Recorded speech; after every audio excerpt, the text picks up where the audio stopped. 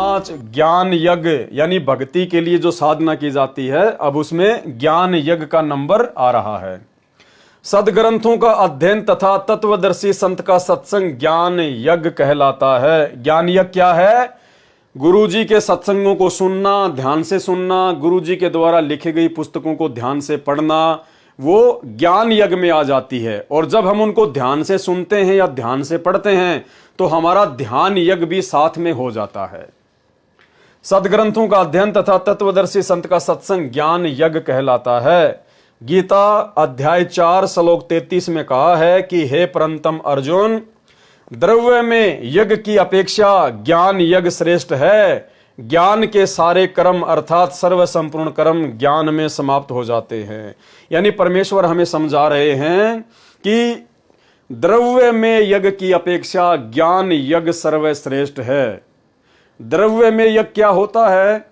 किसी को ज्योति का पैसा दे दिया, किसी को पाठ का पैसा दे दिया, जैसे आश्रमों में आंखें बंद करके दिया जा रहा है। कहीं किसी ने धार्मिक भंडारे कर दिए, कहीं किसी ने कोई कम्बल बांट दिए। द्रव्य में यज्ञ का मतलब होता है पैसे के द्वारा जितने भी धार्मिक अनुष्ठान होते हैं।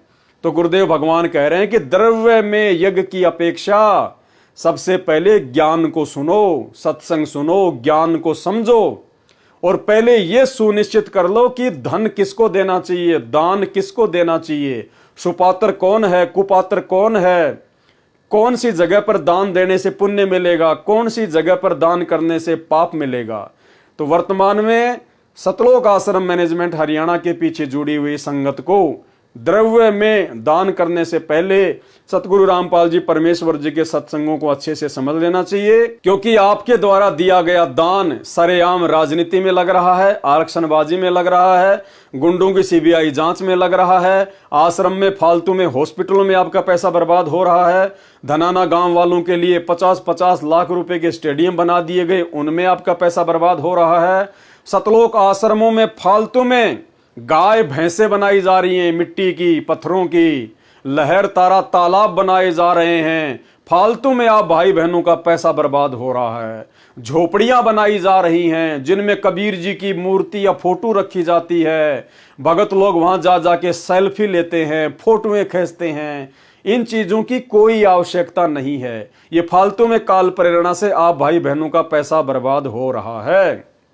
अरे जब हमारे को सतगुरु रामपाल जी भगवान ने सृष्टि रचना में बता दिया, अपने सत्संगों में बता दिया कि परमात्मा 650 साल पहले काशी बनारस के लहर तारा तालाब में विकसित कमल के फूल के ऊपर शिशु रूप में प्रकट हुए थे, तो भाई और बहनों हमने लोगों को समझाने के लिए वो लहर तारा तालाब बनाने की क्या आवश्यकता है?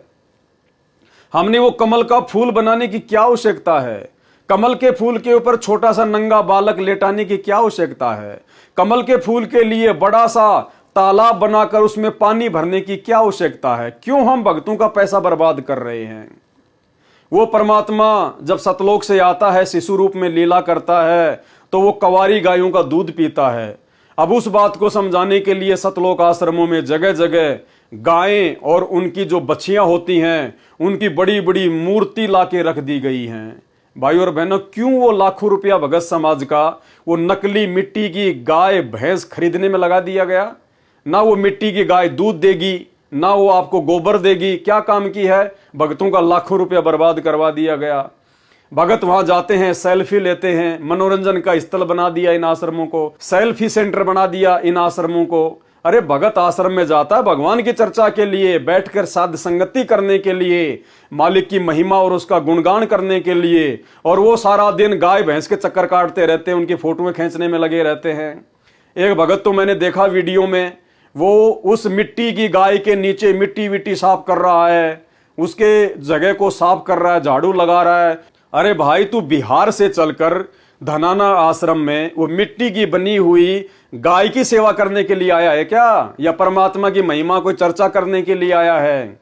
झोपड़ी बना दी गई जिसमें कबीर जी आगे बैठा दिए गए, सूत काट रहे हैं, चरखा चला रहे हैं। यानी हमारे गुरु रामपाल जी भगवान ने हमें जो बातें बताई, उन बातों पे सतलोक आश्रम मैनेजमेंट वालों को यकीन नहीं है। मैनेजमेंट वालों का मानना है कि भगत गुरुजी की बात पर उस समय यकीन करेंगे जब हम इन आश्रमों में उस प्रकार से झोपड़ियां बनाएंगे, लहर ताला तालाब बनाएंगे, मिट्टी की गाय बनाएंगे, और एक बहुत बड़ा मिट्टी का पहाड़ बना दिया इन्होंने। बताओ कितना पैसा भगतों का इन्होंने बर्बाद किया। और भगत समाज वहां जा जाके मनोरंजन करता है, घूमता है, फिरता है, सेल्फियां लेता है। तो भाई टोटल मनमाना आचरण। इसलिए परमात्मा कह रहे हैं कि द्रव्य में यज्ञ की अपेक्षा ज्ञान यज्ञ सर्वश्रेष्ठ है। पहले ज्ञान तो समझ लो कि गुरुजी ने केवल सुपात्र को ज्योति पाठ और दान का पैसा देने के लिए कहा है, कुपात्र सतलोक आश्रम मैनेजमेंट हरियाणा को देने के लिए नहीं कहा। और आपके दान का तो सरेआम दुरुपयोग भी आपकी आंखों के सामने हो रहा है। सतगुरु ज्ञान को आधार बनाकर भक्ति करें और अपने जीवन का कल्याण कराएं। ज्ञान यज्ञ सदग्रंथों का अध्ययन तथा तत्वदर्शी संत का सत्संग ज्ञान यज्ञ कहलाता है। अध्याय 4 श्लोक 33 में कहा है कि हे परंतप अर्जुन, द्रव्य में यज्ञ की अपेक्षा ज्ञान यज्ञ सर्वश्रेष्ठ है। सारे के सारे कर्म अर्थात सर्व संपूर्ण कर्म ज्ञान में समाप्त हो जाते हैं। अगर तुझे ज्ञान भी अच्छे से समझ में आ गया तो तेरा दान धर्म सब कुछ माना जाता है। गीता अध्याय 4 श्लोक 33, गीता अध्याय 4 श्लोक 32 से 41 तक यही बताया है कि भावार्थ है कि मनमाना आचरण करके जो द्रव्य में यज्ञ करते हैं। अब ये मनमाना आचरण हो रहा है सतलोक आश्रमों में। मिट्टी की गाय, लहर तारा तालाब, कमल का फूल, इतना बड़ा पानी का जोहड़, मिट्टी का पहाड़ बना दिया, कबीर जी की झोपड़ी बना दी। ये सब मनमाना आचरण है। मनमाना आचरण करके जो द्रव्य में यज्ञ करते हैं, जैसे कहीं पर मंदिर बनवा दिया, जैसे मैनेजमेंट वालों ने धनाना गांव वालों के लिए स्टेडियम बना दिया, कहीं कंबल बांट दिए, जैसे इन्होंने अयोध्या में भंडारा करवा दिया, कहीं भोजन भंडारा करवा दिया। इस तरह से किए जाने वाले धन से धार्मिक कर्म द्रव्य में यज्ञ अर्थात धर्म यज्ञ कहलाते हैं। इस प्रकार परंपरागत किए जाने वाले धर्म खर्च से पहले तत्व ज्ञान को जानना चाहिए, पहले सत्संग सुनने चाहिए। गीता अध्याय 4 श्लोक 32 से 41 तक यही बताया है कि संपूर्ण आध्यात्मिक ज्ञान, तत्व ज्ञान, सूक्ष्म वेद स्वयं परम अक्षर ब्रह्म ही अपनी वाणी से बोल कर बताता है। उसको तत्वदर्शी संत जानते हैं, उनसे जानो।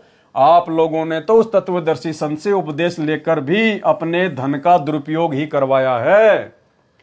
उस ज्ञान को जानकर साधक फिर कर्मों में नहीं बनता, जबकि सतलोक आश्रमों से जुड़ी हुई संगत उन कुपात्रों को ज्योति पाठ और दान का पैसा देकर कर्मों में ही बंध रही है, काल के अधीन ही जा रही है, क्योंकि आपके दान का सरेआम दुरुपयोग किया जा रहा है। उस तत्व ज्ञान के आधार से भक्ति कार्य करने से साधक को परम गति पूर्ण मोक्ष प्राप्त होता है। अधिक प्रमाण इसी यज्ञ प्रकरण में धर्म यज्ञ में पृष्ठ 3 पर पढ़े, जो पहले लिख दिया गया है। यह स्पष्ट किया गया है कि देखा देखी लोक वेद के आधार से धर्म के नाम पर खर्च करने की अपेक्षा ज्ञान यज्ञ अर्थात तत्वदर्शी संत से सत्संग सुनना श्रेष्ठ है। जिस प्रकार से संगत देखा देखी एक दूसरे भगत भाई बहनों की देखा देखी ज्योति पाठ और दान का पैसा दे रही है, और उस पैसे का दुरुपयोग सरेआम सतलोक आश्रम मैनेजमेंट हरियाणा वालों द्वारा उनकी आंखों के सामने किया जा रहा है, उसके बाद भी उनकी आंखें बंद हैं। तो परमेश्वर उनकी आंखें खोलने के लिए कह रहे हैं। यह स्पष्ट किया गया है कि देखा देखी लोकवेद के आधार से धर्म के नाम पर खर्च करने की अपेक्षा ज्ञान यज्ञ अर्थात तत्वदर्शी संत से सत्संग सुनना श्रेष्ठ है। फिर गुरु दीक्षा लेकर उनके मार्गदर्शन अनुसार धर्म के नाम पर दान करना शास्त्र अनुकूल साधना होने से श्रेयकर है। लेकिन यहां तो गुरुजी से उपदेश लेकर गुरुजी का ज्ञान सुनकर भी लोग कुपात्र सतलोक आश्रम मैनेजमेंट हरियाणा को दान धर्म करके परमात्मा से दूर होते जा रहे हैं, अर्थात मर्यादाएं खंडित होती जा रही है। ज्ञान यज्ञ समझने के लिए पढ़ें पुस्तक आध्यात्मिक ज्ञान गंगा। ज्ञान यज्ञ का कुछ अंश आप जी को इस भक्ति बोध के अनुवाद में भी पढ़ने को मिलेगा। जो गुरु बचन पे डट के कट गे फंद 84 के, कट गे फंद 84 के, कट गे फंद 84 के।